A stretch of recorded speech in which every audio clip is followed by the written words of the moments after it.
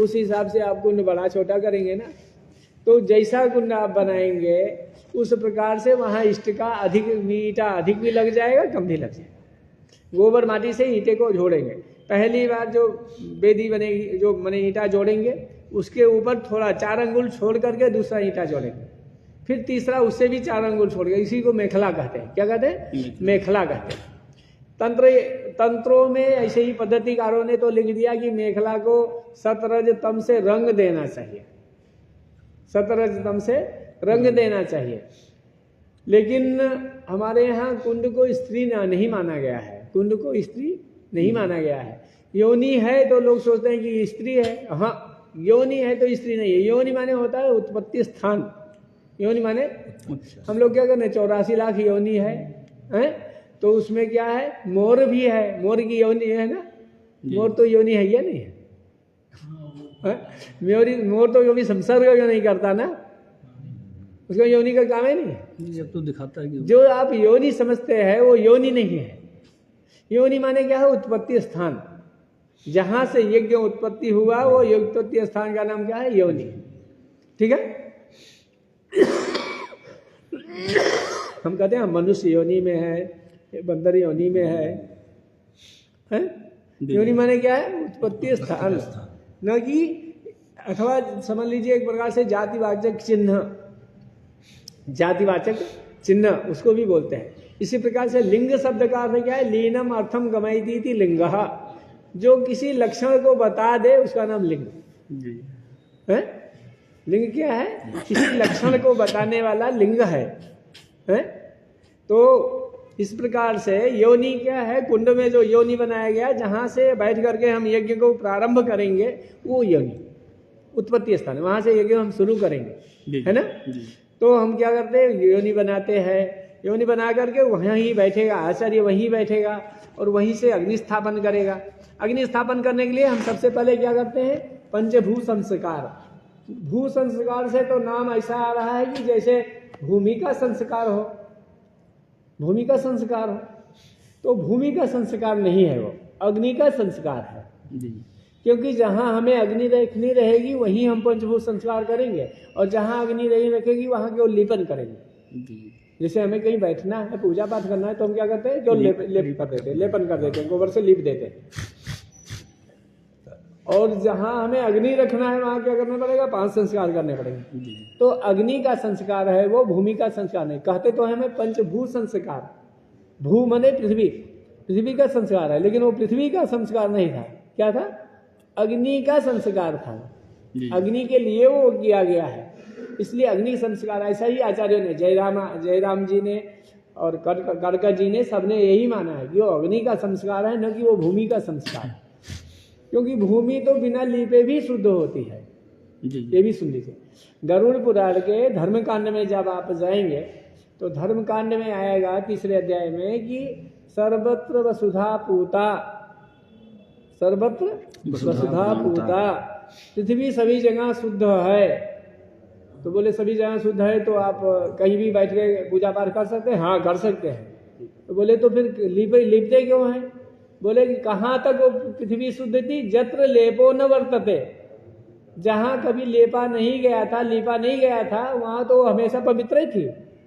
खेत में हम बैठ के पूजा कर सकते हैं, वो पवित्र थी। जैसे हम कभी गृहारंभ करने जाते हैं तो कभी वहां लीपा नहीं गया था ना इसके पहले? नहीं। हमने जमीन खरीदा और पूजा करने गए तो क्या करते हैं? वहां सीधा बैठते हैं, पूजा करना शुरू कर देते हैं कि नहीं करते? क्यों? क्योंकि वो पवित्र है। जत्र लेपो न वर्तते, जहां लेप नहीं हुआ है कभी, वो क्या है? पवित्र है। कब वो क्या हुआ? यदि एक बार लीप भी दिया, अगर एक बार आपने लीप दिया तो पुनर्लेपेन शुद्धयति, फिर वो लीपने से ही शुद्ध होगा। अगर एक बार जमीन को लीप दिया गया है तो फिर लीपने से ही शुद्ध होगा, ऐसे शुद्ध नहीं होगा। फिर ऐसे मत मानिए कि ऐसे शुद्ध हो जाएगा, ऐसे शुद्ध नहीं मानिए, फिर लेपने से शुद्ध होगा। ऐसे पृथ्वी कहीं भी शुद्ध है, आप कहीं भी बैठ के संध्या कर सकते हैं, पूजा कर सकते हैं, सब कर सकते हैं। लेकिन जहां एक बार लीप दिया गया है वहां बिना लीपे नहीं कर सकते। तो भूमि का संस्कार है लीपना, और अग्नि रखने के लिए संस्कार हमें 5 करने पड़ेंगे, पंचभू संस्कार उसको बोलते हैं। तो हम सबसे पहले क्या करेंगे? कुश ले करके, अन्य चीज से नहीं, कुश लेकर के भूमि को बहारेंगे। बहारने की विधि क्या है? पूर्व मुंह से बैठेंगे, पूर्व मुंह से बैठ करके कुश को दाहिने हाथ में ले करके कम से कम 3 कुश, क्योंकि कुशई ही परिसमूह है, बहुवचन कहा गया है, तो कम से कम 3 कुश होना चाहिए। और भी बहारने के लिए अगर 1 कुश रहेगा तो बहारेंगे कैसे? नहीं बहार सकते ना। 3 कुश लेंगे दाहिने हाथ में और बहारेंगे। बहारते समय जैसे हम तो अभी उत्तर मुंह से बैठे हैं, यदि हम पूर्व मुंह से बैठे हैं तो क्या करेंगे? 3 कुश ऐसा लिया है, ये ऐसे 3 कुश ले लिया, मैंने ये तो बहुत कुश है, 3 कुश ले लिया, 3 कुश लेकर के हमने क्या किया? ऐसे ही बहारा। बहारते समय पहले पश्चिम दिशा से प्रारंभ करेंगे, पश्चिम और दक्षिण दिशा से प्रारंभ करके उत्तर पूर्वी कोने में ले जाके ईशान पे सारा कूड़ा इकट्ठा कर देंगे। ठीक है, कर दिया। अब क्या किया? वो जो सारा कूड़ा इकट्ठा है उसको उठाया और हमने ईशान कोण पे ही फेंक दिया।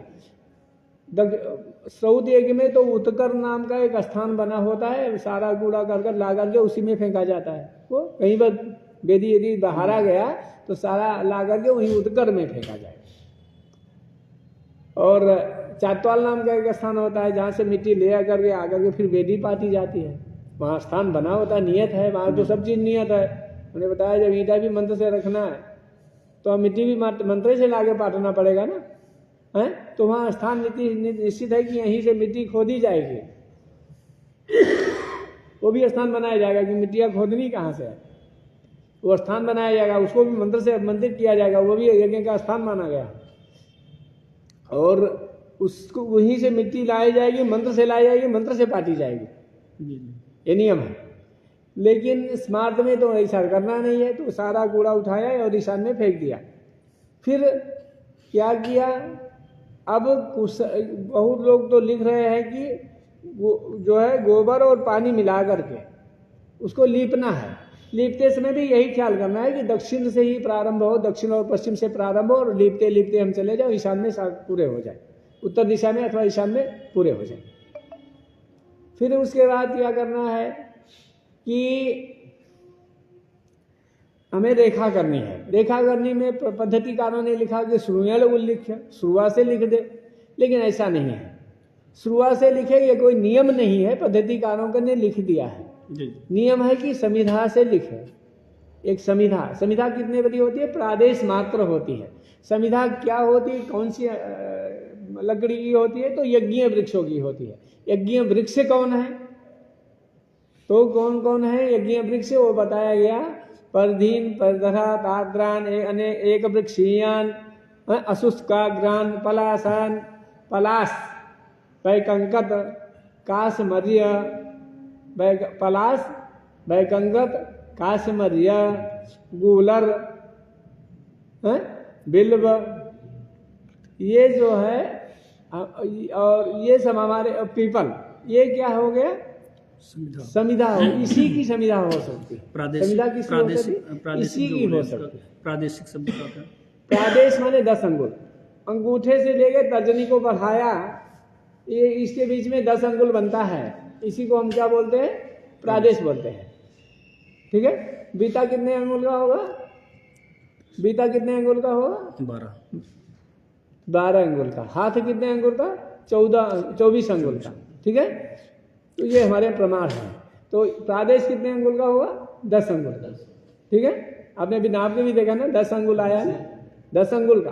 ठीक है। वो प्रादेश मात्र माने 10 अंगुल।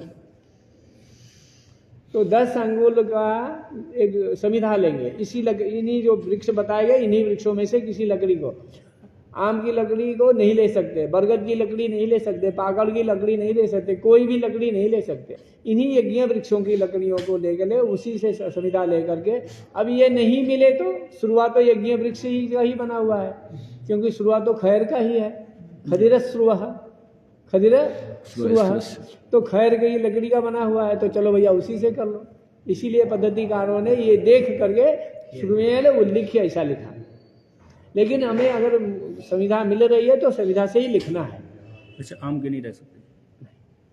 तो अब ये एक लकड़ी को लिया मैंने 10 अंगुल की, वो अछिद्र होनी, छिद्र रहित होनी चाहिए, छिद्र उसमें न हो, छिद्र न हो, सूखी हो, उसके लक्षण है, गीली नहीं होनी चाहिए। गीली समिधा भी एक जगह प्रयोग होती है, श्रावणी में उपाकरण में गीली समिधा प्रयोग होती है, उसमें पत्ता सहित गीला समिधा तुरंत तोड़ के आएगा, वही होम होगा, नियम है।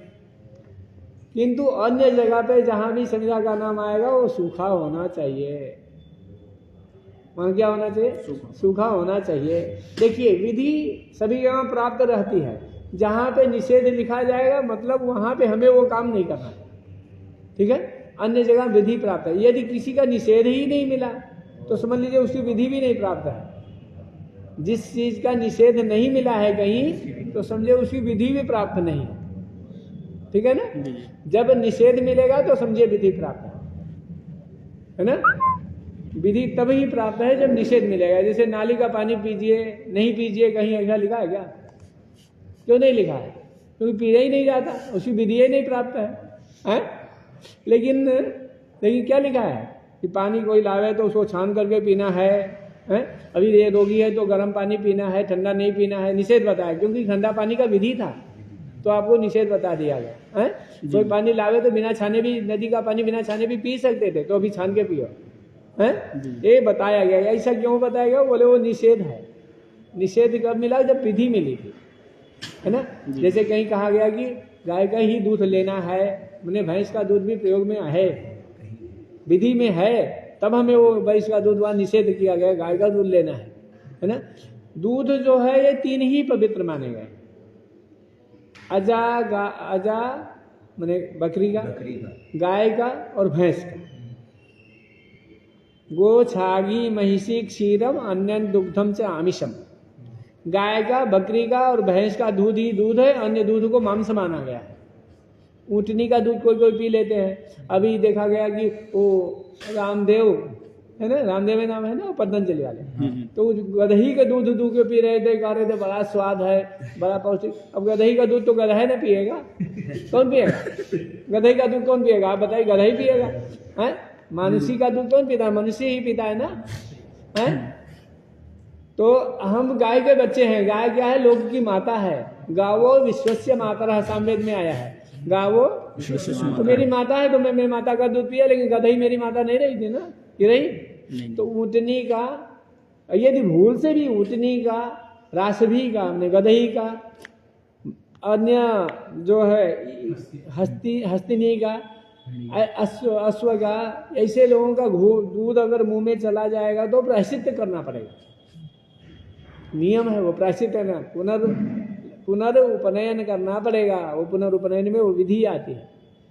ये क्षीर नहीं भोजन करना है, ये दूध खाना नहीं है, क्यों? ये दूध मांस के बराबर माना गया।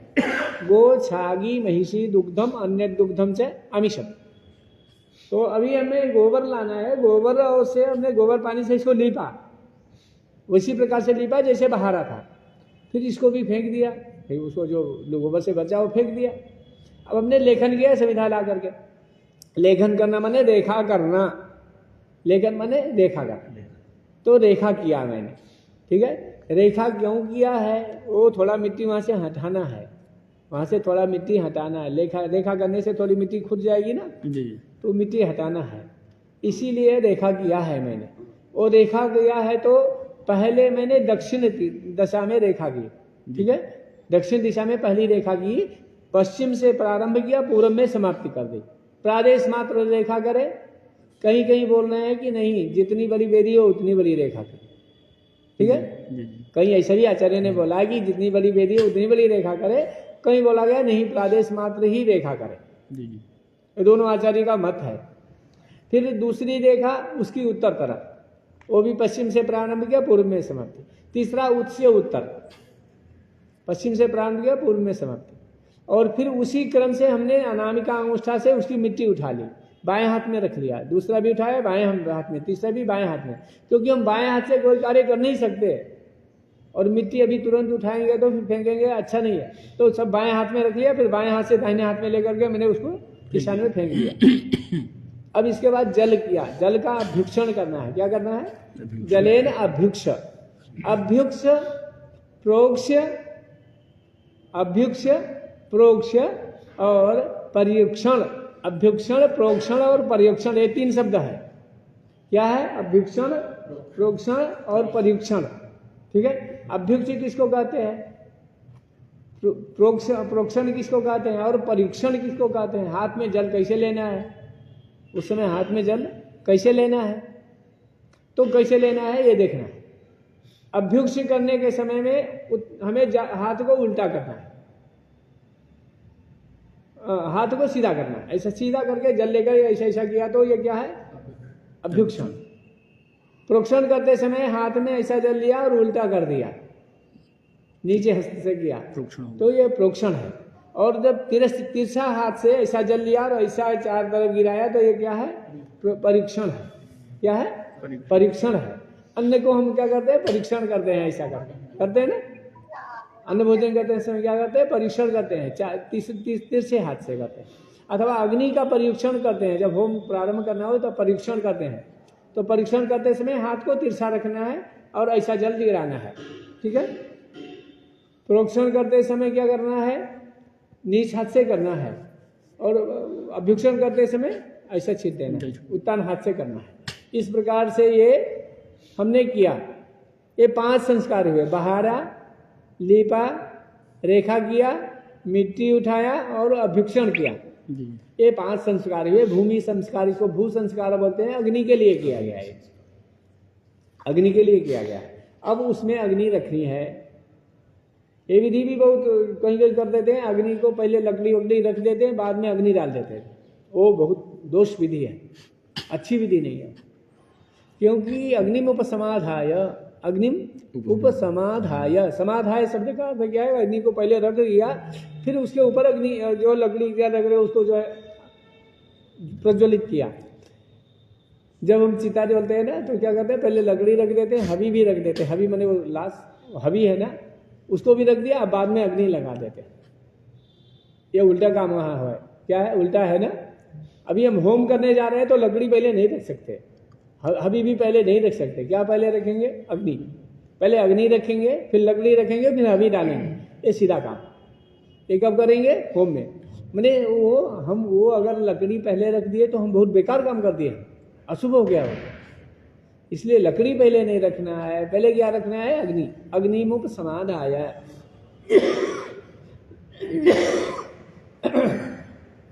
दक्षिण तो ब्रह्मासनम आस्ते दिया। दक्षिण तो अग्नि के दक्षिण में हम ब्रह्मा का आसन रखेंगे, ब्रह्मा का आसन रखेंगे। ब्रह्मा का आसन कैसा होना है? ब्रह्मा का आसन 25 कुशा का। बिस्तर, कहीं भी बिस्तर शब्द आएगा तो 25 कुशा ऐसा माना गया, ठीक है। 25 कुशा का ब्रह्मा का आसन लेंगे। वो ब्रह्मा का आसन 25 कुशा का कैसे करेंगे कि ये मैंने कुशा लिया, ये मान लीजिए मैंने एक कुशा लिया 25, ठीक है। ये 25 कुशा को वामावर्त, देखिए इधर से हम इधर आएंगे तो दाहिना है, इधर से इधर घुमाएंगे तो क्या है? दाहिना। और इधर से इधर घुमाएंगे तो क्या हुआ? वामावर्त। ऐसा बाईं तरफ घुमाया। कैसा किया? बाईं तरफ घुमाया। और बाईं तरफ घुमा करके ये कुछ भिजा हुआ नहीं है, इसलिए डर के मारे कम घुमा रहे। फिर ऐसा करके इसको करके यहाँ से पूरा निकाल नहीं दिया, थोड़ा निकाला, नीचे से लटका दिया, अधोमुख हो गया। इसका नाम हो गया बिस्तर, ठीक है। इसका नाम क्या हुआ? बिस्तर। आसन, आसन, उसको बिस्तर कहेंगे, आसन कहेंगे, ठीक है। बिस्तर और आसन कुछ भी कह सकते हैं, इसका नाम है बिस्तर। ब्रह्मा के लिए बिस्तर है, वर के लिए बिस्तर है, जहां भी बिस्तर आएगा ऐसा ही रहेगा। बिस्तर शब्द माने 25 कुशा का बायां वर्त से घुमाया हुआ, शिखा को नीचे निकाला हुआ, अधोमुख किया हुआ, ये बिस्तर होता है। अब फिर ब्रह्मा, अब ब्रह्मा 2 होते हैं, साक्षात ब्रह्मा भी, और साक्षात माने किसी मनुष्य को ब्रह्मा बना करके वर्ण करके बैठाया, अथवा कौश ब्रह्मा, कुश के ब्रह्मा। किसके ब्रह्मा? कौश ब्रह्मा, कुश के ब्रह्मा। तो जो कुश के ब्रह्मा होंगे, कितने कुश के होंगे? 25, वो 50 के, कितने? 50 भवेद ब्रह्मा तदर्थम तद विस्तरः। 50 कुश के ब्रह्मा होंगे और 25 कुश के उसका विस्तर होगा, ठीक है। अब क्या होगा? ये जो है कैसे बनेंगे? बोले दक्षिणावर्तो ब्रह्मा। ब्रह्मा कैसे होंगे? दक्षिणावर्त होंगे। दाहिने तरफ से ऐसा ऐसा घुमाना है, बाएं तरफ से ऐसा, बाएं तरफ से ऐसा घुमाना नहीं है, दाहिने तरफ से ऐसा ऐसा घुमाना है। और इनकी गांठ जो देनी है सब बटोर बटारी है, इनकी गांठ करनी है ऐसा कि इनकी शिखा ऐसे छोड़ी से ऊपर रह जाए, अधोमुख नहीं होना है। कैसा होना है? ऊर्ध्वमुख। ऊर्ध्वमुखो भवेद ब्रह्मा, ऊर्ध्वमुखो भवेद ब्रह्मा, अधोमुखस्तु विस्तरः। विस्तर विस्तर कैसा होगा? अधोमुख, उसका अग्रभाग ऐसा नीचे लटकेगा और इसका अग्रभाग ऐसे ऊपर जाए। ठीक है, ये ब्रह्मा हुए। अब ब्रह्मासन में ब्रह्मा को हमने कुछ का ब्रह्मा है तो रख दिया, वर्ण करना नहीं है, वो भी बोल नहीं पाएगा। वो बोलेंगे क्या? ऋतोस्मी नहीं बोलेंगे ना, है? अथवा अस्मिन कर्मणि तो मैं ब्रह्मा भव भवामी, वो भवामी बोलेंगे क्या? कुछ का ब्रह्मा नहीं बोलेंगे। तो हमने अक्षर पुष्प चढ़ा दिया, मन में सोच लिया कि ये हमारे यहाँ ब्रह्मा है। ठीक है, यदि हमने साक्षात ब्रह्मा बैठाया, ब्राह्मण को बैठाया, तो अब हम बोलेंगे, तब वहाँ नहीं करेंगे, अग्नि के दक्षिण तरफ ले, उत्तर तरफ ले आएंगे, वहाँ उनको बैठाएंगे, उनके हाथ में एक पुष्प पकड़ाएंगे, अस्मिन कर्मणि त्वमेव ब्रह्मा भव, वो बोलेंगे भवामी। क्या बोलेंगे? भवामी। अब वो अग्नि को परिक्रमा करते हुए आधे परिक्रमा पूरब तरफ से आकर के अपने आसन पर दक्षिण तरफ बैठ जाएंगे, उत्तर मुंह करके, और अब जो है बैठ जाएंगे और मेरी तरफ देखते रहेंगे। हमें कोई भी कार्य करना होगा तो उनकी तरफ देख करके उनसे हम पूछेंगे। पूछना नहीं है, मतलब मंत्र से पूछना नहीं है, उनकी तरफ देखना ही है। ये स्मार्त में श्रौत यज्ञ होगा तो पूछना पड़ेगा मंत्र से, और वो मंत्र से बताएंगे कि हाँ करो, तब करना है, नहीं तो नहीं कर सकते। जब तक ब्रह्मा बोल नहीं दिए, आप प्रणीता में जल ले लिए, कहे ब्रह्मन नपः प्रणयख्यामि, और जब तक ब्रह्मा फिर ओम प्रणय नहीं कहा तब तक आप उसको जल लेकर के बाहर नहीं जा सके। नहीं कर सकते, क्योंकि उन्होंने आज्ञा नहीं दिया है। जब तक प्रसव नहीं मिल गया तब तक आप नहीं कर सकते। यहाँ पर क्या है? मंत्र का प्रयोग नहीं है। आवृता वखरकारासु सूत्र है, आवृता वखरकारासु। अवखरकारासु जहाँ वखरकार नहीं प्रयोग है, जहाँ वैदिक यज्ञ नहीं है, वहाँ केवल मंत्र से कोई प्रयोग नहीं होगा, केवल आवृता, केवल क्रिया से होगा। कैसा होगा? आवृत्ति होगी, क्रिया केवल होगा, मंत्र का प्रयोग नहीं होगा। तो क्या करेंगे? प्रणीता में जल रखेंगे, ब्रह्मा की तरफ देखे, ब्रह्मा ने देख लिया, लेके चले गए, बस हो गई, आंखों से आज्ञा हो गया, नेत्र से देख लिया तो आज्ञा हो गया, वहां बोलना नहीं है कुछ ब्रह्मा। इसीलिए कुछ के ब्रह्मा से भी काम चल जाता है।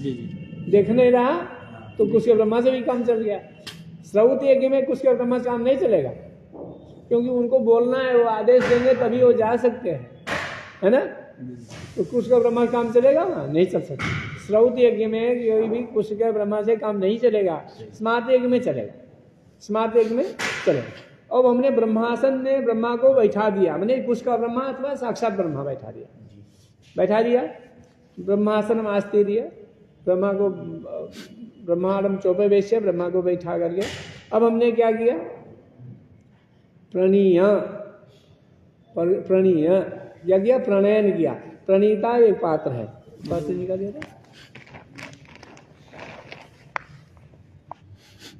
ये आपका कैमरा है।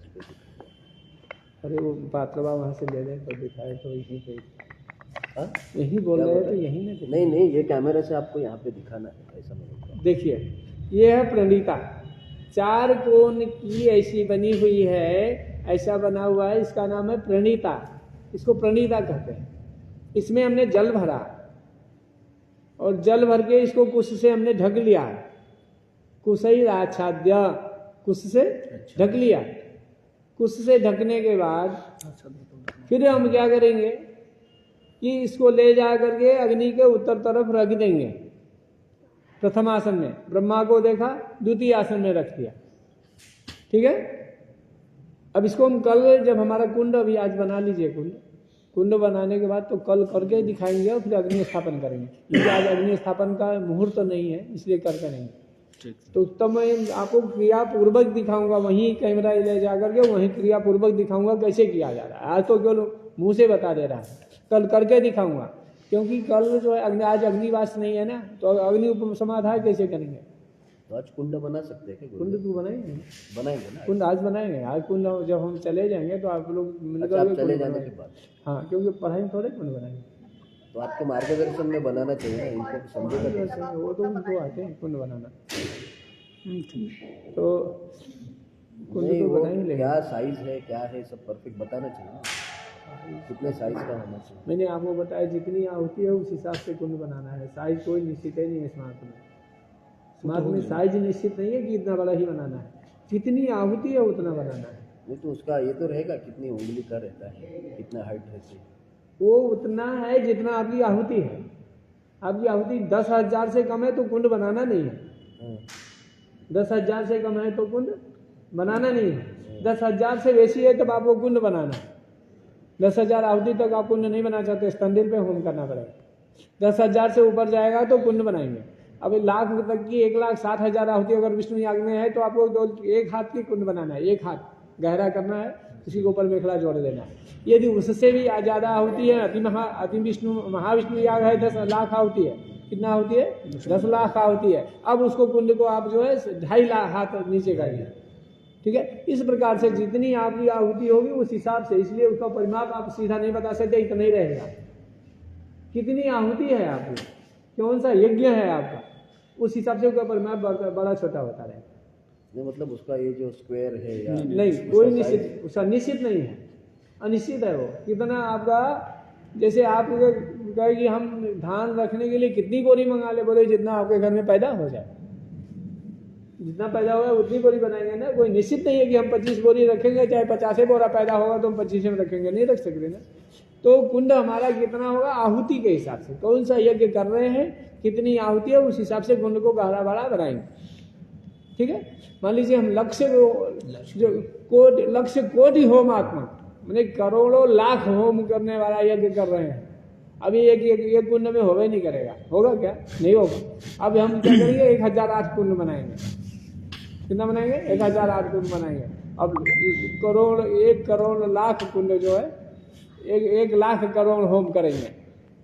तो अब जितना होम है उस हिसाब से है, उसका साइज निश्चित नहीं है। इसका जो स्मार्ट में यही है, स्रोत में निश्चित है, इतना ही बड़ा होना है, क्योंकि उसकी आहुति भी निश्चित है। स्रोत में आहुति निश्चित है, इतने आहुति दे सकते, इससे अधिक नहीं दे सकते। इसलिए उसका कुंड भी निश्चित है कि इतने बड़ा कर सकते, इससे बड़ा नहीं कर सकते, है ना। किंतु स्मार्ट यज्ञों में जितना ही आप उसमें अति और महा लगाते चले जाइए, उतने बड़ा होता चले जाएगा। विष्णु याग था, महाविष्णु याग हुआ, और अति विष्णु याग किए तो और भी बड़ा हो गया। अब उसका 1 करोड़ की आहुति है, एक कुंड में होवे नहीं करेगा। अभी 11 कुंडी यज्ञ करिए, पंचकुंडी यज्ञ कीजिए, तब होगा, तब उसको उतना बड़ा बनाना पड़ेगा, है ना। तो आप उसमें अति और महा लगाते चले जाइए, बढ़ता चला जाएगा, कुंड का हिसाब भी उसी हिसाब से बढ़ता छोटा चला जाएगा, ये नियम। इसलिए कुंड की साइज और ईटा हमने पहले ही बताया, कुंड का साइज और ईटा आप नहीं बता सकते कि इतना बड़ा रहेगा, इससे अधिक नहीं है। हाँ, ये नियम है कि हमें चतस्र बनाना है कि योनि बनाना है, तो किसमें योनि रहेगा, किसमें योनि नहीं रहेगा, और उसको कैसा बनाएंगे, ये नियम है। मेखला कितनी ऊंची बना सकते हैं, जैसे हमने 1 हाथ का यदि गर्त किया है तो मेखला कितनी ऊंची हो जाए, 10 हाथ की ऊंची कर दे, नहीं कर सकते। तो हम मेखला को कितना ऊंचा करेंगे, केवल 14 अंगुल ऊंचा कर सकते हैं। यदि हमने 1 हाथ गर्त का बनाया है तो मेखला कितनी ऊंची रहेगी, 14 अंगुल ऊंची रहेगी, 12 अंगुल ऊंची रहेगी, 12 अंगुल ऊंची रहेगी, ठीक है।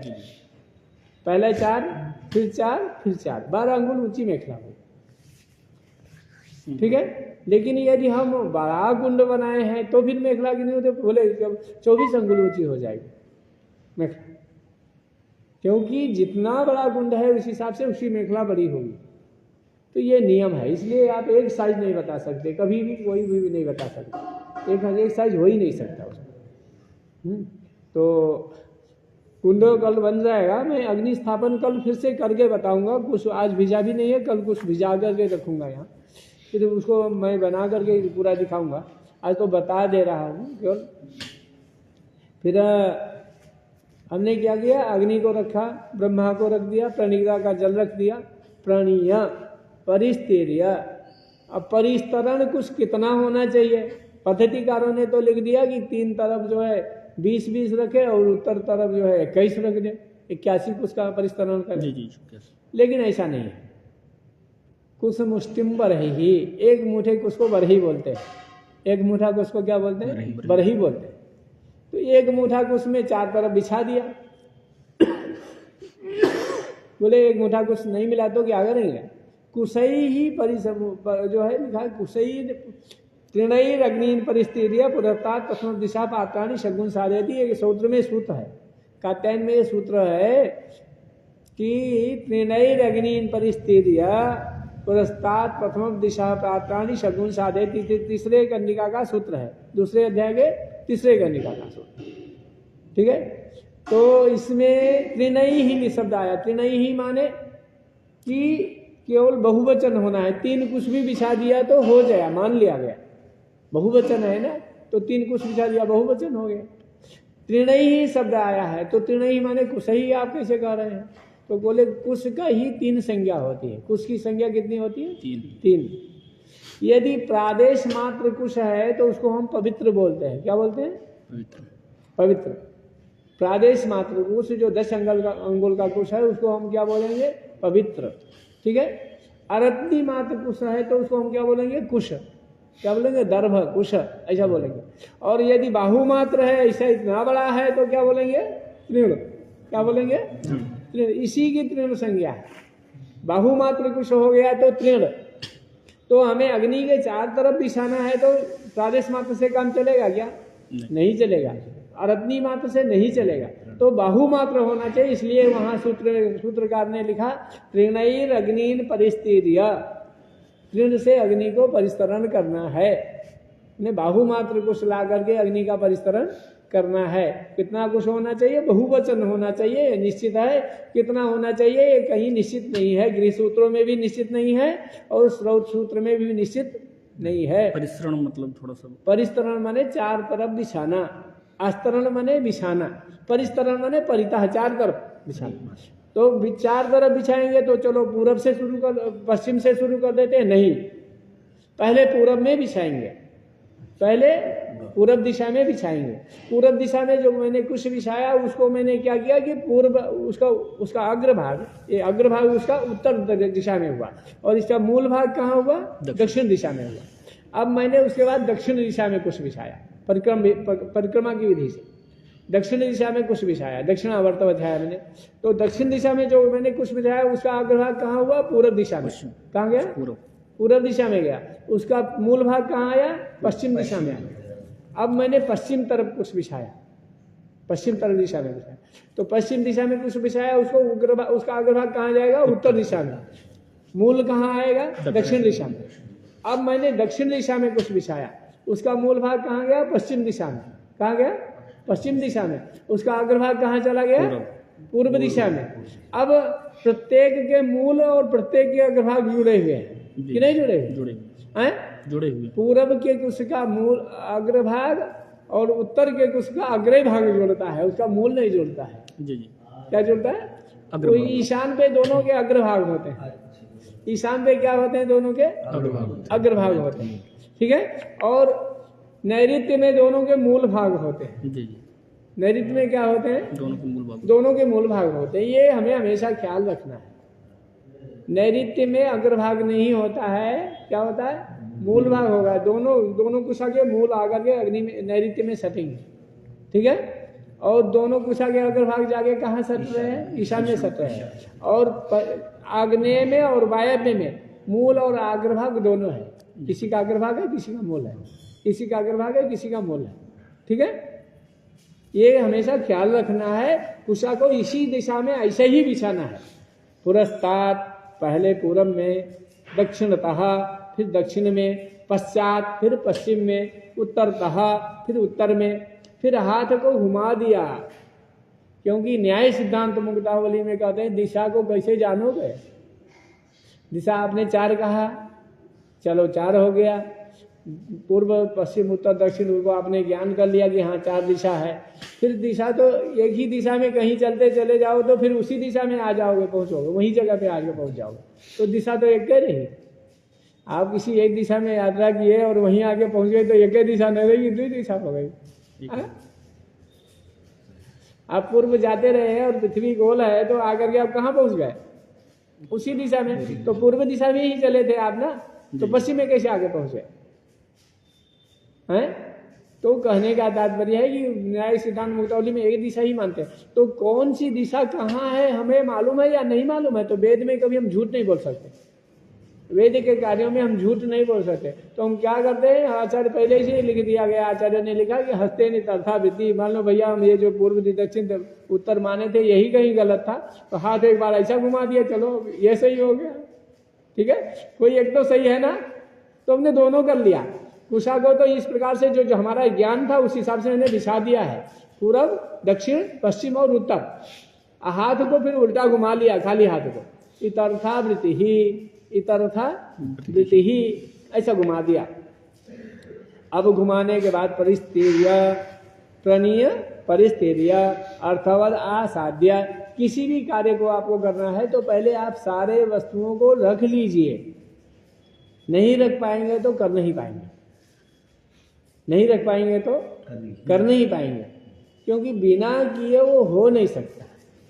और जब आप करने बैठे तो सामान खरीद गया, जाओ बाजार से खरीद लाओ। अब बाजार से खरीद के आएगा क्या? आप भोजन बनाइए, जाइए, नमक नहीं है, आप जाओ बाजार से खरीद लाओ। अरे अरे हल्दी भी नहीं है, जाओ बाजार से। तो फिर भोजन आप बना पाएंगे पूरे दिन? नहीं बना सकते। इसी प्रकार से आप कोई भी कार्य कर रहे हैं तो क्या करना है, पात्रा साधन कर लेना है। जितने भी आपको आवश्यक सामग्री है सब वहां रख लेना है, तो काम क्या होगा, जल्दी हो जाएगा। नहीं हो जाएगा, शीघ्र हो जाएगा। तो अब हम क्या करते हैं, पात्रा साधन करते हैं। तो पात्रा साधन में क्या करेंगे, प्रोक्षणी रखेंगे, 2 कुश का पवित्र बना करके रखेंगे, 2 कुश का पवित्र बना करके रखेंगे। तो कल वहां बना करके तब दिखाएंगे, 2 कुश का ही पवित्र होगा। पवित्रे स्थो वैष्णव्यो 2 वचन है, तो 2 कुश का पवित्र बना के रखेंगे। 2 कुश रख दिया। 3 कुश का पवित्र छेदन रखेंगे। पवित्र को काटने के लिए 3 कुश चाहिए, तोड़ने के लिए, क्योंकि कुश को नह से नहीं तोड़ना चाहिए, कुश को नह से नहीं तोड़ना चाहिए। या तो चाकू से काटो या तो कुश से काट दो, ऐसे नहीं तो, या तो ऐसे ऐसे करके तोड़ दो, लेकिन ऐसे नह से ऐसे काट के नहीं तोड़ना, काटना नहीं। वो बहुत दरिद्रता का लक्षण माना गया, अच्छा नहीं माना गया। वो दरिद्र हो जाएगा, नाश हो जाएगा, ऐसा करके स्मृतियों में लिखा गया। इसलिए कुश को नह से काटना नहीं। तो उसको तोड़ने के लिए क्या कहते हैं, पवित्र को बनाना है। उस पवित्र को 10 अंगुल निकालना है। कुछ बड़ा था हमारा, 2 कुछ रख दिया, अब उसको फिर 10 अंगुल उसमें से काट के निकालना है। ना से काट नहीं सकते तो क्या करेंगे, 3 कुछ रख दिया उसको तोड़ने के लिए, 3 कुछ रख दिया उसको तोड़ने के लिए। उसको पवित्र छेदन बोलते हैं। क्या बोलते हैं, पवित्र छेदन। पवित्र 2 कुछ का रखा, पवित्र छेदन 3 कुछ का, क्योंकि काटने वाला थोड़ा मोटा होगा तो कटेगा ना। जो चीज हमें काटनी है तो उसको मोटा करना है ना, उसको मजबूत करना है ना, बलिष्ठ बनाना है ना, तो इसलिए उसको पवित्र छेदन की इनको उसका। अब इसके बाद हमने रखा आजस थाली। क्या लिखा, आजस थाली। जो आज जो घी है, घी को हमें रखना है, तो घी रखने के लिए जो हमें पात्र चाहिए, उस पात्र का नाम है आजस थाली। क्या नाम है, आजस थाली। थाली माने पात्र, थाली माने पात्र। आज्य रखना है, इसलिए आज्यस थाली, ठीक है, इसलिए आज्यस थाली। आज्यस थाली का पात्र रखा। ये पात्र हमारा लोहे का नहीं होना चाहिए, स्टील का नहीं होना चाहिए, मिट्टी का हो सकता है, मिट्टी का हो सकता है, पीतल का रखिए, तांबे का नहीं हो सकता, तांबे का नहीं हो सकता। तांबे को जूठा भी कभी नहीं करना चाहिए, मुंह लगा के कभी उसमें पानी नहीं पी सकते आप, बहुत निषेध माना गया है। वो तो सीधे नरक में जाएगा, ऐसा करके कहा है स्मृतिकारों ने। तांबे को आप कभी जूठा करके पानी नहीं पी सकते, बहुत निषेध माना गया है, बहुत ही निषेध माना गया है। तांबे को जूठा नहीं कर सकते, तांबे में आप घी नहीं रख सकते, तांबे में आप नमक नहीं डाल सकते, तांबे में आप गुण नहीं डाल सकते, मधु नहीं रख सकते, ठीक है, ये निषेध है, ये निषेध है, नहीं कर सकते, ठीक है। तो क्या किए, तांबे का बर्तन नहीं है वहाँ, पीतल रख सकते हैं, अथवा कांसे का रखिए, अथवा मिट्टी रखिए। मैंने कांसे का गिलट का बर्तन रखिए, मिट्टी रखिए, अथवा आप ऐसे ही जो है रखिए, मतलब आप लोहा नहीं रख सकते, लौह ताम नहीं रख सकते, ताम्र नहीं रख सकते। फिर चरु थाली, जिसमें हमें चरु पकाना है, खीर पकाना है, भात पकाना है। चरु माने होता है भात, भात समझ रहे होंगे ना, पानी डाल करके चावल को पकाया, उसका नाम भात, और उसी को कहते हैं चरु, पक गया चरु। और जब हम दूध डाल के पकाएंगे तो उसका नाम पायस। क्या हो गया? पायस है। तो पायस जब हमें होम करना है तो हम दूध डाल देंगे, लेकिन फिर भी उसमें चीनी और पंचमेवा नहीं डालेंगे। आज तो खूब फैशन चला है कि चीनी डाल दो, पंचमेवा डाल दो। हाँ, नहीं डाल सकते। केवल दूध, पायस माने केवल दूध से पका हुआ, इसी का नाम पायस। उसमें चीनी और वो स्वाद के लिए डालना नहीं है। ठीक है। एक बात और यही बताते जाएं, अग्नि दूसरे अग्नि का पकाया हुआ नहीं खाते। एक अग्नि दूसरे अग्नि का पकाया नहीं खाते। एक अग्नि दूसरे अग्नि में मिलाई नहीं जाती। एक अग्नि दूसरे अग्नि में मिलाई नहीं जाती, वो अशुभ माना जाता है। तो हमारे शरीर में अग्नि है, जठरा अग्नि, हम दूसरी अग्नि उसमें कव्याद अग्नि मिला देते हैं तो अशुभ हो जाता है। क्या हो जाता है? अशुभ होता है ना। वहाँ वही मिलाया जाता है ना, दो अग्नि एक में, और कहीं नहीं मिला सकते। अगर आपके घर की अग्नि, आपने एक अग्नि जला लिया है तो दूसरी अग्नि उसमें नहीं डाल सकते, दूसरी कहीं की अग्नि नहीं डाल सकते। अब उसी अग्नि से जलाना है। जैसे आजकल एक फैशन ये भी है कि मान लीजिए कुंड नहीं चल रहा है तो क्या किया, माचिस से दूसरा कपूर जलाए और उसको डाल दिया। अब दो अग्नि हो गई। पहले जो अग्नि को आपने स्थापना किया है वो अग्नि, और ये दूसरी अग्नि थी। अब दो अग्नि मिला दिया, आपने अशुभ कर दिया। नहीं कर सकते, कभी नहीं कर सकते। उसी अग्नि में जो अग्नि है उसी में बल्कि माचिस तक तेल छुआ करके जला लो और कपूर वहीं रख दो, जल जाए। अगर आप नहीं जला पा रहे तो वैसे तो फूंक करके जला लो। अच्छा, बहुत लोगों को ये भी है मन में रहता है मूर्खता कि मुख से फूंकना नहीं चाहिए होम, मुंह से होम की अग्नि फूंकनी नहीं चाहिए। ये एकदम सर्वथा भ्रम है, सर्वथा भ्रम है। प्रतिज्ञा परिशिष्ट में कहा गया मुखेनेव धमेद अग्नि मुखाद अग्निरजायत। मुंह से ही होम की अग्नि फूंकनी है, क्योंकि मुखाद अग्निरजायत ऐसा मंत्र आया। मुख से ही अग्नि भगवान को निकली थी, इसलिए मुंह से ही अग्नि को फूंकना है। अगर हमने बेना लगा दिया, बेना मैंने समझ रहे हैं ना, पंखा, पंखा से लगा दिया तो बेचने न जायते रोग, पंखा से हमें रोग उत्पन्न हो जाएगा।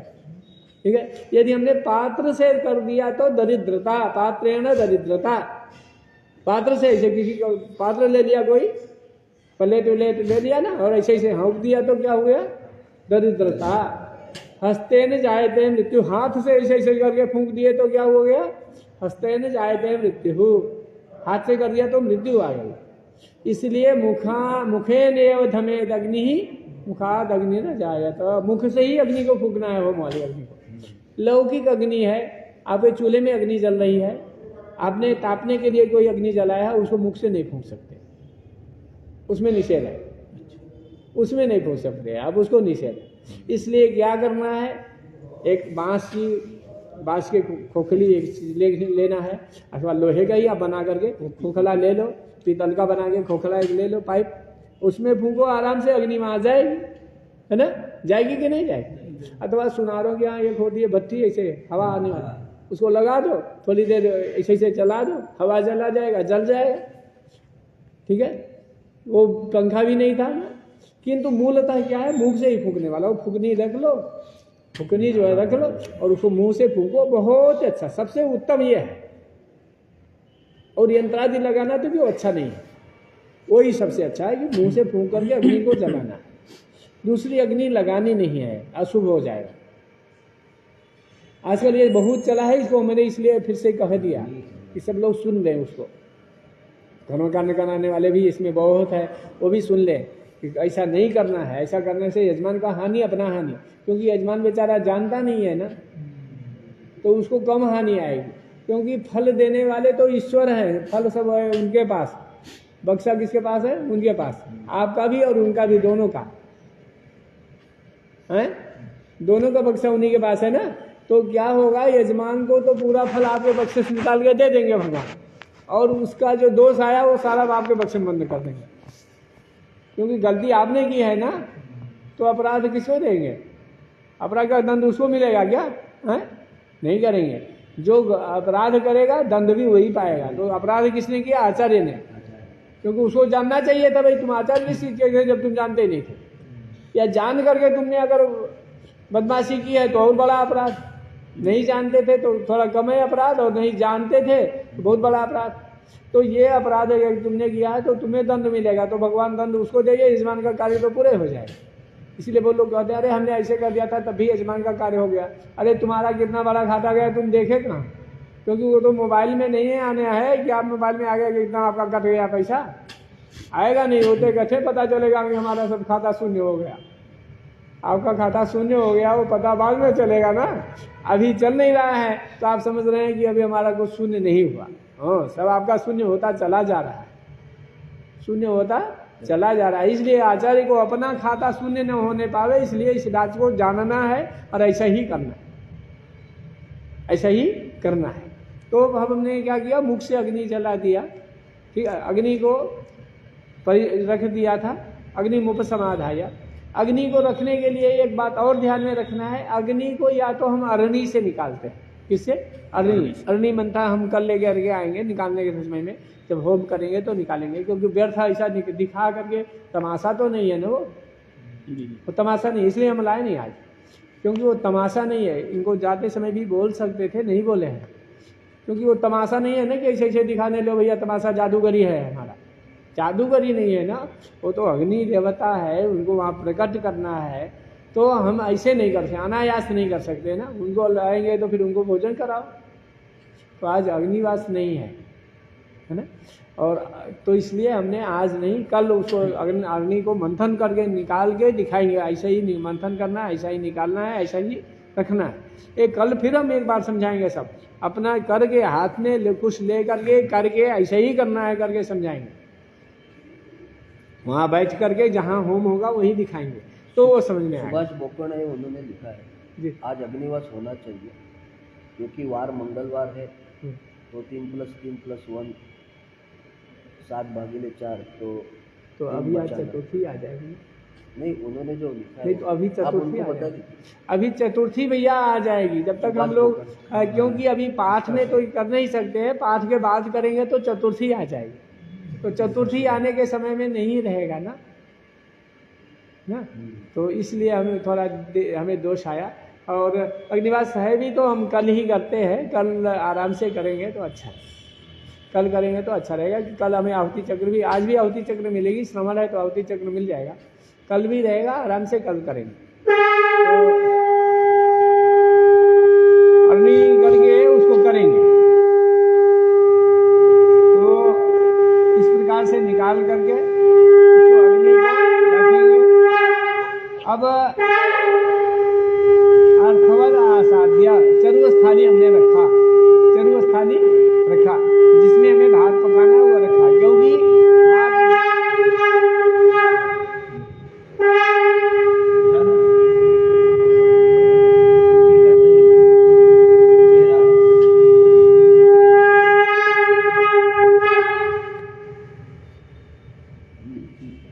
तो हमने क्या किया, हमने बताया कि अग्नि दूसरे अग्नि का पकाया नहीं खाते, इसलिए घर में चूल्हे पे आपने खीर ले आया, पूड़ी ले आया और पका के कहा पंडित जी होम कर दीजिए, अब होम नहीं करना है उसको, होम किसी का करना है जो उसी अग्नि में पका है, उसी अग्नि का उसी पका करके वहीं पका करके होम करना है। यदि वहीं पकाने का संभव नहीं है, मान लीजिए आपके घर में बहुत अग्नि नहीं जला पा रहे हैं, संभव नहीं है, अब क्या करेंगे, तो यहीं से अग्नि ले जा करके आप गैस चलाइए, इसी अग्नि से ले जाके अपने गैस चलाइए, उसमें पका करके ले आइए तो वो खाएंगे। दूसरा माचिस से वहाँ जला करके नहीं ला सकते, ये लाइटर से जला करके ला करके नहीं पका सकते, यहीं से ले करके जाना है उसको, जब जला सकते हैं तो जलाइए तो ले आइए। ये मैंने एक विकल्प है, सामान्य विकल्प है, मैंने अच्छा विकल्प नहीं है, लेकिन फिर भी ऐसा नहीं कर सकते हैं तो नहीं, तो फिर यहीं पकाइए, यहाँ पका करके यहीं रखिए और फिर यहाँ होम कीजिए। बाहर अंदर से पूड़ी बना करके कोई ले आएगा वो हम नहीं करना। पूड़ी के लिए केवल दुर्गा तंत्र में, शाक्त तंत्रों में ही केवल पूड़ी के होम का विधान है, और कहीं पूड़ी का होम का विधान भी नहीं है। पूड़ी के होम का विधान, सस्कुली होम का विधान कहाँ है, केवल दुर्गा तंत्र में, वो भी यहीं बनाना पड़ेगा, इसी अग्नि में बनाना पड़ेगा। आपको यहीं बनाओ, यहीं होम करो, ये नहीं वो घर में वैसे बन के आए होम करो, ऐसा नहीं है। दुर्गा तंत्र में पूड़ी के होम का विधान है, सप्तशती के अध्याय के अंत में पूड़ी का होम करे, ऐसा भी कहीं कहीं आया, किंतु वो यही बनाना है, यही ध्यान रखना। तो चरुस्थाली हमने रखा, चरुस्थाली रखा, अब हमने इसमें भी घी भी नहीं डाला है, चावल भी नहीं डाला है, ये यहाँ पे रखा नहीं हमने, केवल बर्तन रख दिया है, केवल दोनों बर्तन रख दिया है। अब इसके बाद मैंने क्या रखा, 5 कुश का बना करके हमने सम्मार्जन कुश रखा, जिससे हमें बर्तनों को मांजना है, बर्तनों को मांजना है ना, उसको रखा। 7 कुश का बना करके उपयमन रखा। अब कहिए 7-5 का ही होगा, यही नियम है? नहीं, ये तो पहचानने के लिए हमने 7-5 बनाया, पहचानने के लिए 7-5 बनाया। ये 3 कुश के भी दोनों बन सकते हैं, 3 कुश का सम्मार्जन, 3 कुश का उपयमन बन सकता है, लेकिन हम समझ नहीं पा रहे थे ना कौन सम्मार्जन है कौन उपयमन है, इसलिए 5 का 1 7 का बना दिया, क्योंकि 3 का ही पवित्र चेतन आपका था, 3 का ही आप ये बना के चले जाते तो समझ में नहीं आता, कहीं इधर उधर हो गया तो आपका अशुद्धि आ जाएगा, इसलिए ऐसा बनाया है। नहीं तो कहीं भी ऐसा नहीं है कि उपयमन कुशा निर्धारित हो कि 7 होना चाहिए, सम्मार्जन का 5 होना चाहिए। पद्धतिकारों ने लिखा है, पद्धतिकार तो प्रमाण नहीं होता, प्रमाण तो सूत्र होते हैं, और सूत्रकारों ने नहीं लिखा है, सूत्र के भाष्यकारों ने भी नहीं लिखा है कि इतना ही कुछ होना चाहिए, लिखा नहीं है, इसलिए वो प्रमाण है, वहाँ लिखा नहीं गया। पद्धतिकारों के लिखने से कोई मतलब नहीं है, पद्धतिकार अपने अपने जगह की पद्धति लिखते हैं, वो प्रमाण नहीं होते, क्योंकि वो संकलित है ना, वो तो संकलन किया, कैसे लागे लिख दिया, तो जहाँ कहीं से लाया है वहाँ क्या लिखा है, वहाँ जो लिखा होगा वो प्रमाण होगा, इन्होंने ला के लिख दिया तो ये प्रमाण नहीं है। इसलिए पद्धतिकारों ने सम्मार्जन कुशा पंच उपयमन कुशा सब पे लिखा है, यही प्रमाण नहीं है कि इतना ही होना चाहिए। मान लीजिए किसी ने 4 कुश का उपयमन बना लिया तो आपने कहा गलत बना दिया, हाँ गलत नहीं बनाया, उसने सही बनाया है। अथवा सम्मार्जन कहीं 3 कुश का बना दिया तो आपने कहा गलत हो गया, गलत नहीं हुआ है, सही है। तो इस प्रकार से बना करके रखा। समिधा तिस्रहा, 3 समिधा भी डाल वहां रखनी है, 3 समिधा भी रखनी है। समिधा का लक्षण पहले बता दिया, अक्षिद्र होना है, छिद्र नहीं रहना चाहिए, और सूखा होना चाहिए, 10 अंगुल की होना चाहिए, यज्ञ काष्ठका होना चाहिए, यज्ञ काष्ठका होना चाहिए, ये ध्यान में रखना। अब उसके बाद आज्यम श्रुआ, श्रुआ रखा, यदि चरु है तो उस समय जुहू भी रखा।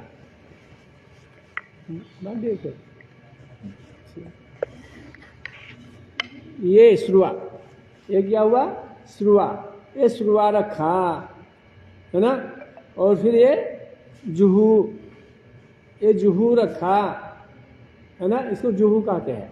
स्मार्त में छोटा है, नियम इसका क्या है, बाहुमात्रा है, ये बाहुमात्र होना चाहिए, बाहुमात्र 1 बाहु बराबर होना चाहिए इसको, और हंसम मुख प्रसेका, हंस मुख के जैसा होना चाहिए। अपने यहाँ ये शुक्ल यजुर्वेद माध्यन्य की बात कर रहे हैं, शुक्ल यजुर्वेद 15 शाखाओं की बात कर रहे हैं, कृष्ण यजुर्वेद में ऐसा नहीं है, कृष्ण यजुर्वेद में हंसमुख नहीं है, वो हंसमुख नहीं है, अपने यहाँ हंसमुख है, हंसमुख प्रसेका, उसके गिरने वाला भाग कैसा हो, हंसमुख के जैसा हो।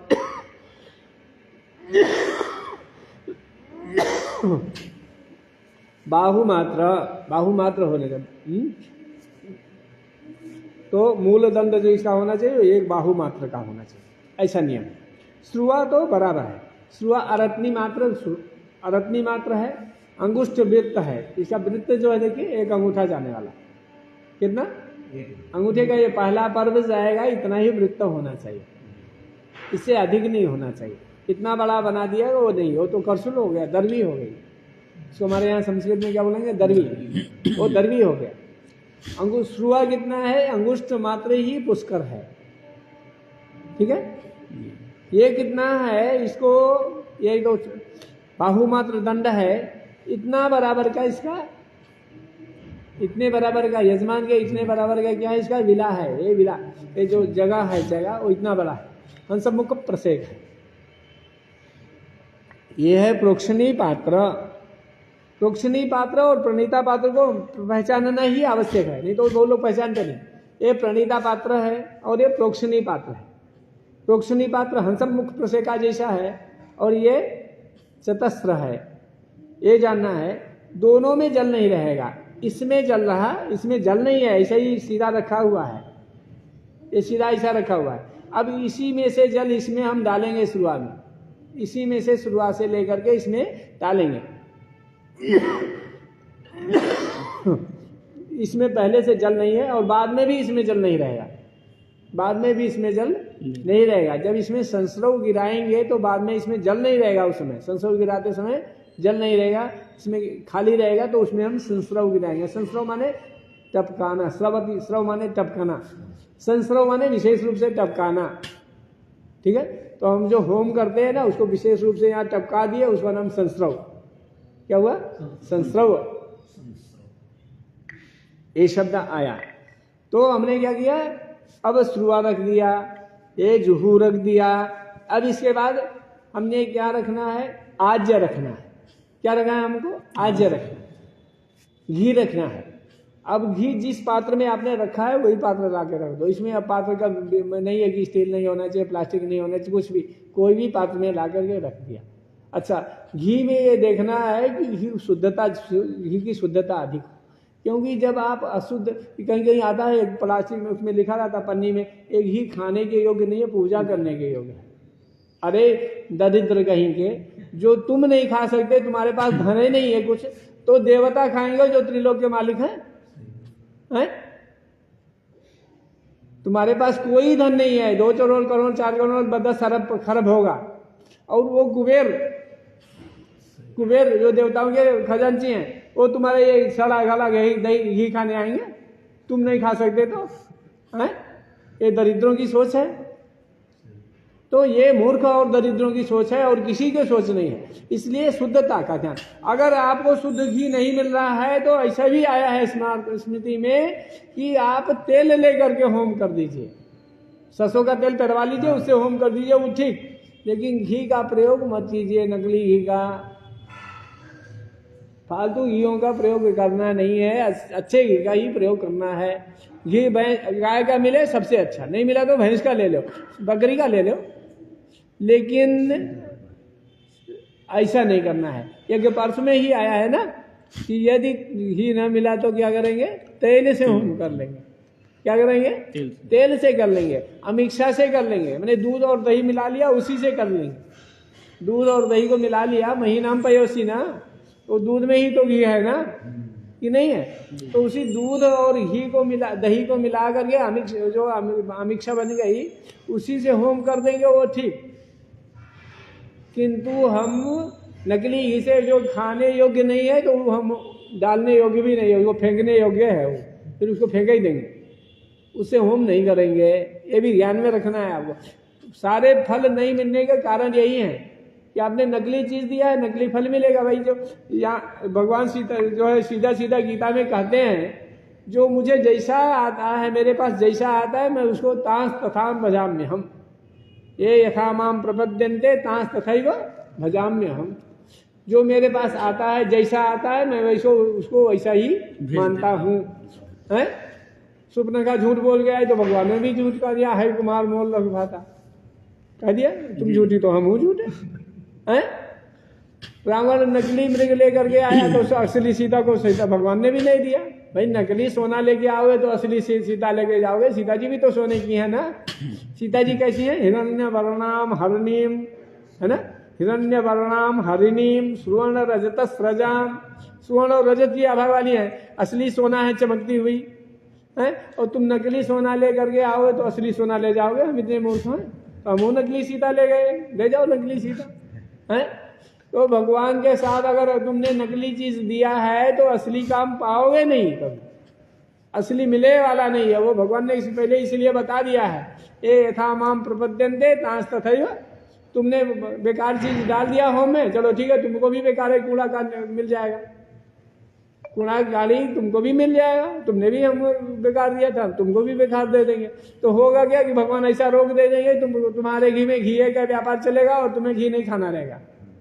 शुगर मिल लगा लो 10 ठो, चीनी नहीं खाना रहेगा है? तो ऐसा ही भगवान रोक दे देंगे। इसलिए देखना है, आजकल के जो ज्यादा रोगी हो रहे हैं ना, ये नहीं खाना, वो नहीं खाना, वो नहीं खाना, उबाल के खाना है, भिजा के खाना है, ये क्यों हो रहा है? आप नकली चीज देवताओं को खिला रहे हो। असली शुद्ध चीज खिलाओ, असली चीज खाने को मिले, है ना। पहले लोग कहते थे भैया हम घी के बल पे चल रहे हैं, दूध दही के बल पे चल रहे हैं। आज क्या कहते हैं भैया दवाई के बल पे चल रहे हैं। अरे तुमने दवाइया जैसा चीज खिलाया था भगवान को तो किसके बल पे चलोगे? नकली चीज खिलाई थी ना, तो नकली चीज खिलाई तो नकली बल पे चलोगे ना। असली चीज खिलाया नहीं तुमने भगवान को तो असली मिलेगा। इसलिए इसका ध्यान रखना है। आज्य ऐसा ही रखना है। फिर उसके आज्य रखने के बाद क्या किया? चरु के लिए चावल रखा। चरु के लिए क्या रखा? चावल रखा। चावल धो करके रखना है। बाद में भी धो सकते हैं, लेकिन अभी धो करके रखने से क्या है? सुविधा है। आप पात्रा साधन कर रहे हैं ना, धो कर रख दिया तो तुरंत यही बना लेंगे, ये तो फिर धोने जाना पड़ेगा। तो धो के रखा। धोना कितनी बार है? पितरों के लिए कोई भी सामान धोएंगे तो एक बार, पितरों के लिए कोई भी कार्य करना है तो एक बार, चावल भी धोना है तो एक बार, ठीक है। कोई भी पात्र, अच्छा यहाँ दो पात्र रख रहे हैं, हमने बताया ना। आपने प्रोक्षणी रखा, उसके ऊपर पवित्र रख दिया। फिर आपने जो पवित्र छेदन रखा, आजस थाली रखा, बताया ना मैंने। दो पात्र रखा। और जब आप पितरों का काम करेंगे तो एक एक रखेंगे।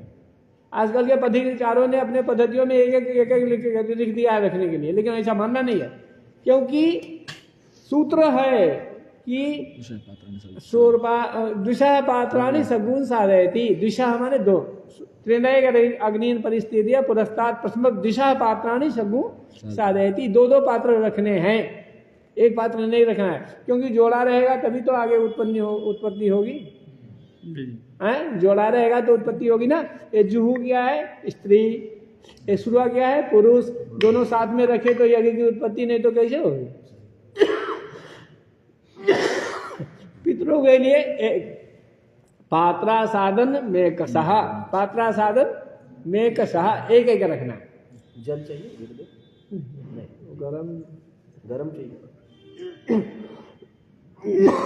मैं करके लेके गरम पानी नहीं। ठीक। तो फिर जो है पात्रा साधन इस प्रकार से करना है। ये देखना है दो पात्र रखने हैं, एक पात्र रखना नहीं, एक पात्र श्राद्ध में रखना है। एक बार धोना है तो श्राद्ध का लिए हो गया, 2 बार धोएंगे देवता के लिए हो गया, और मनुष्य के लिए 3 बार धोना पड़ेगा। मनुष्य के लिए क्या करना पड़ेगा? 3 बार धोना। 3 बार, यदि स्वयं के लिए। लेकिन स्वयं के लिए भोजन बनाना नहीं चाहिए। बंद करना है। भगवान कहते हैं गीता में कि वो पापे खाता है जो अपने लिए भोजन बना रहा है। वो जो अकेले के लिए भोजन बना रहा हो, अपने लिए भोजन बना रहा हो कि मेरा एक मन है आज मैं खाऊंगा, तो क्या बना रहा है? क्या खा रहा है? पाप।